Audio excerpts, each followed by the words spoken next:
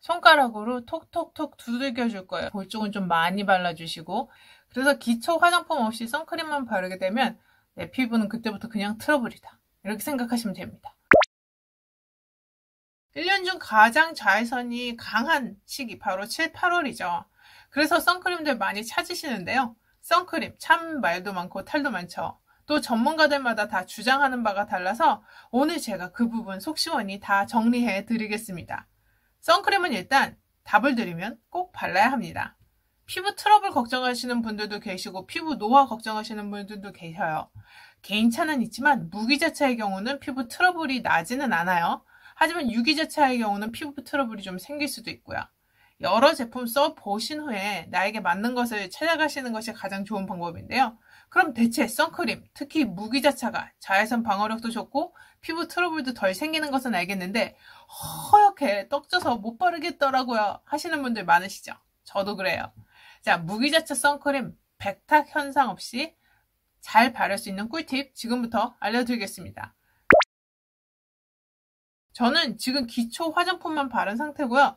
피부 정보를 전달하기 위해서 이렇게 생얼로 나왔습니다. 제가 원래도 평소에 피부에 쿠션이나 파운데이션 하는 걸 별로 안 좋아해요.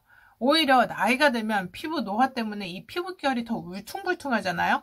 사실 저는 지성 피부에 모공도 크고 그래서 어렸을 때부터 피부 표면 자체가 안 좋았어요. 피부가 안 좋으신 저 같은 분들은 차라리 모공 축소 이런 데 돈 쓰시는 것보다 피부 탄력, 물광, 속광, 주름 이런 데 더 집중하시면 모공 커버, 잡티 이런 단점들이 좀 커버가 됩니다. 자, 일단 꿀팁 하나 나가요. 1. 기초 화장품들과 선크림 사이에 시간차를 두기. 보통 아침에 바쁘게 로션 하나만 바르고 나가도 기적적이긴 하죠. 기초 화장품들 바르고 그러고 나면 수분이 피부에 완전히 흡수되기까지 시간이 좀 걸리거든요. 수분이 채 흡수되기도 전에 선크림을 바르면 가뜩이나 허연데 더 이게 허옇게 뭉쳐서 떡지는 거죠. 그래서 저는 화장품을 바르고 뭐 티셔츠 하나 입고 그리고 머리 좀 하다가 다시 돌아와서 선크림 바르고 바지 입고 이런 식으로 시간차를 좀 주면서 나갈 준비를 합니다. 그래서 화장품은 항상 뭐 옷방, 욕실 그리고 작업실 이렇게 세 곳 모두 놔둬요. 아, 차에도 둬요.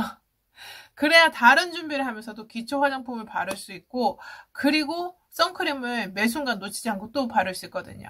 자, 기초 화장품들을 다 발랐다고 해요. 그리고 이제 옷까지 입었으면 선크림을 발라볼게요. 저는 지금 기초만 한 쌩얼이고요.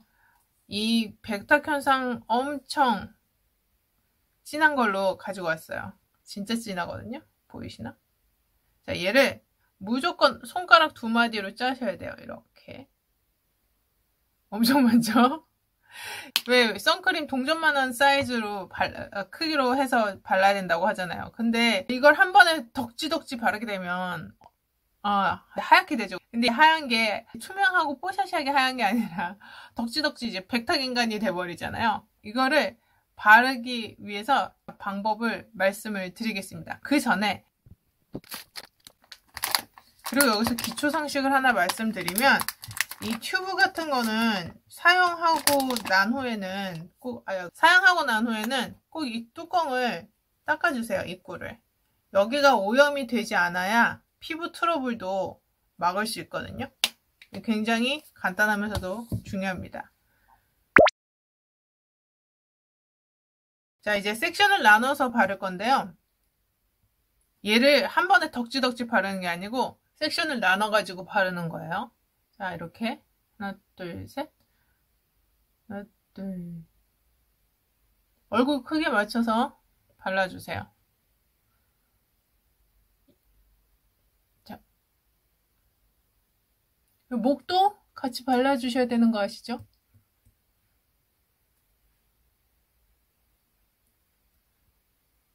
이렇게 발라놨으면 섹셔너를 떴죠.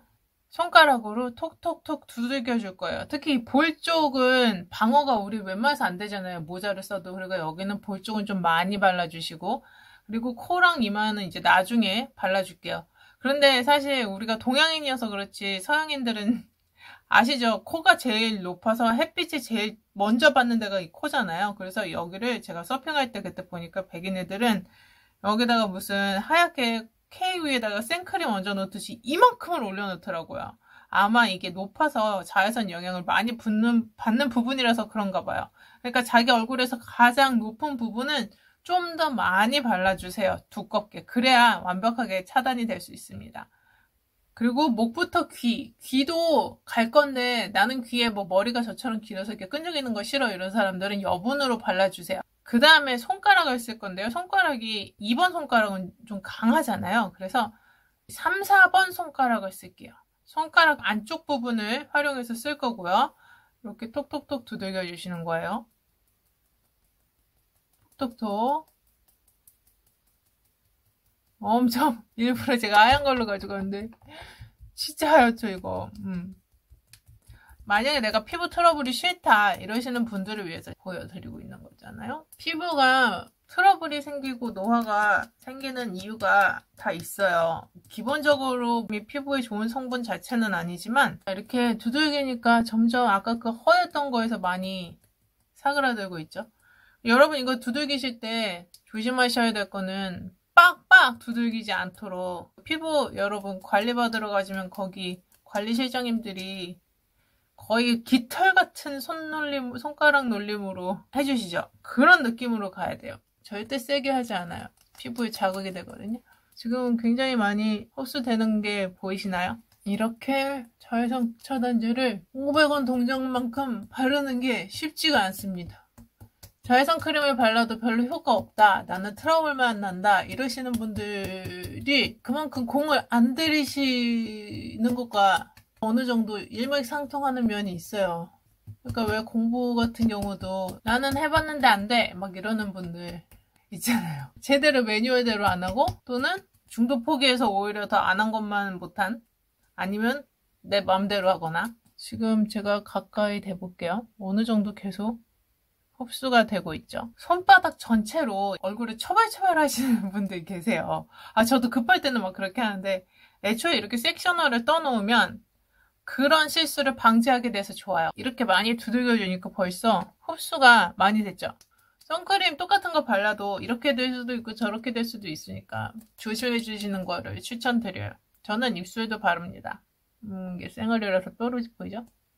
눈가 사실 바르지 않는데 그러니까 눈에 뭐 들어가고 이러면 또 눈에도 안 좋긴 한데 저는 바릅니다. 왜냐면 이게 나이 들면 여러분 아시죠? 눈가에 김이 생기는 거. 카메라에 잡힐려나? 제가 피부가 되게 안 좋은데 광이 나서 그런가? 사람들이 자꾸 피부 좋다고 하셔서 저도 이렇게 보면 눈가에 기미가 되게 많이 있어요. 그래서 선크림을 정말 미친 듯이 바릅니다. 특히 눈가 잘 안 바르게 되잖아요. 눈에 뭐 들어가는 거 싫어서 발라야 돼요. 이거 하다 보면 자꾸 내 손에 힘 들어가거든요. 힘 빼고. 메이크업에서 가장 중요한 건 자기 얼굴색을 알고 자기 얼굴색에 맞는 제품을 사용하셔야 되는 거잖아요. 메이크업 할 때 아이유처럼 하얀 피부 갖고 싶죠. 이게 실질적으로 연예인들 보면 얼굴이 진짜 하얗고 귀티나잖아요. 근데 내 얼굴하고 맞지 않는 톤으로 메이크업 했을 때 특히 얼굴과 목에 분리돼 있으면 정말 안쓰럽죠. 그래서 메이크업도 그렇고 선크림도 그렇고 특히 무기자체 성분 들어있는 선크림은 사용 시 색상 차이 안 나게 잘 바르시는 것이 굉장히 중요합니다. 안쪽에서 바깥쪽으로. 거의 흡수가 됐어요. 거의 됐어요.